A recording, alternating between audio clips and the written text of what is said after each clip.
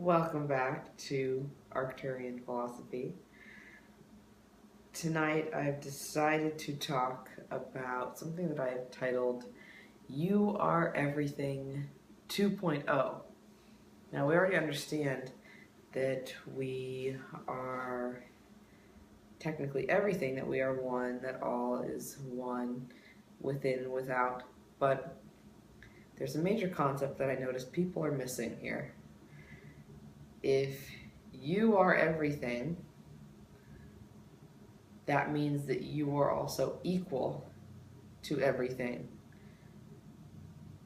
If you walk down the street and you see a person, you recognize that you are that person, you might be thinking, oh, I can control them however I want because they're me. Well, the reverse applies. They are also you, as in they see you and see you as part of themselves. So the concepts of actual control and hierarchy become obsolete and literally don't make any sense in any kind of paradigm where we are talking about you being everything or you being all or one. Imagine that your $1 bill. If everything is you, then everything else is the $1 bill. Are you going to try and rip up the $1 bill to say this part of the $1 bill is worth more than this other part of the $1 bill? Or like Descartes, who used an analogy of a ball of wax. We are all the ball of wax. So are you going to try and say this edge of the ball of wax is worth more than this part of the ball of wax? You can't do that because it is the same wax. Or like David Icke, we've been thinking that we're humans. We're not humans, we're consciousness. Assigning a value to one consciousness versus another consciousness is impossible because we are all one consciousness. That would be like one consciousness trying to assign values to different portions of itself, which again is impossible because it doesn't have any different portions of itself. It is all one and the same.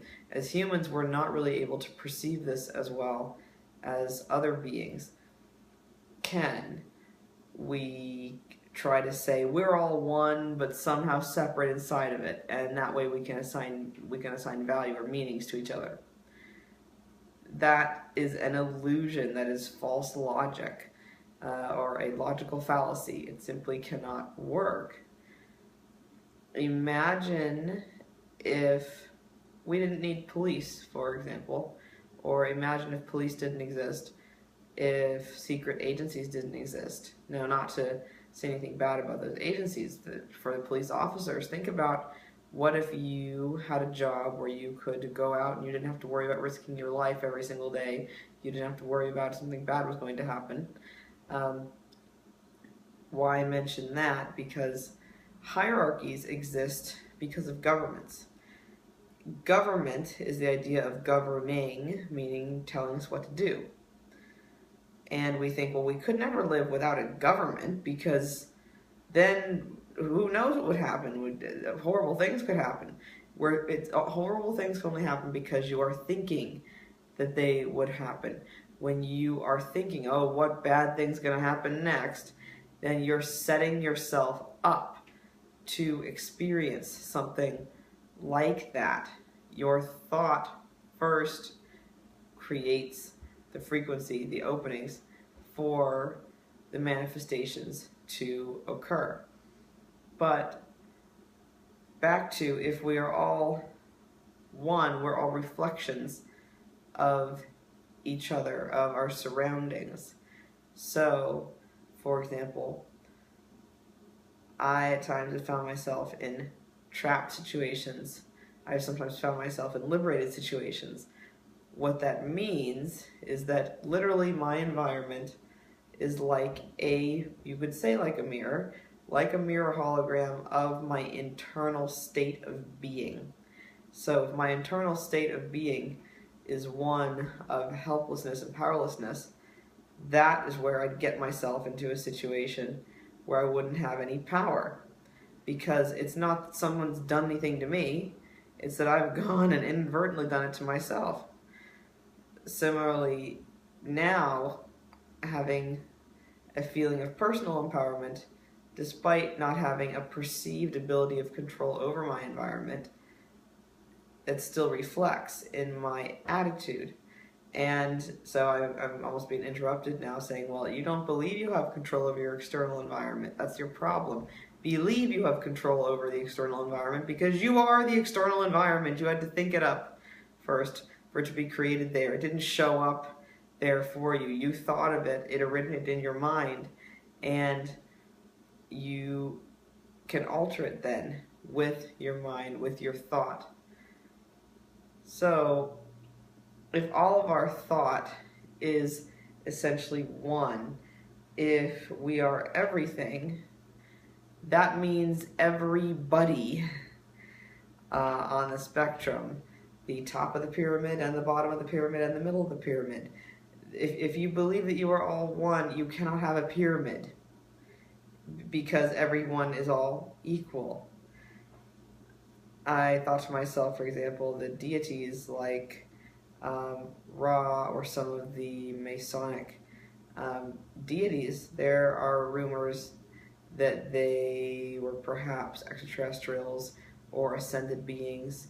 Now, if they truly understood that they were one with everything, they could not claim to have power as a kind of God over us. And conversely, if they were going to say that, we would be able to say, well, no, we are you, therefore we have power over you. But that's like playing psychic volleyball.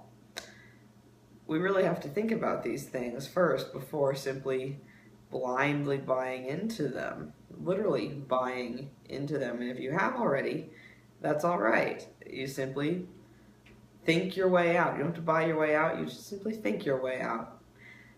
So remember, you are everything, but you are everything 2.0, meaning that if you are everything, control cannot exist.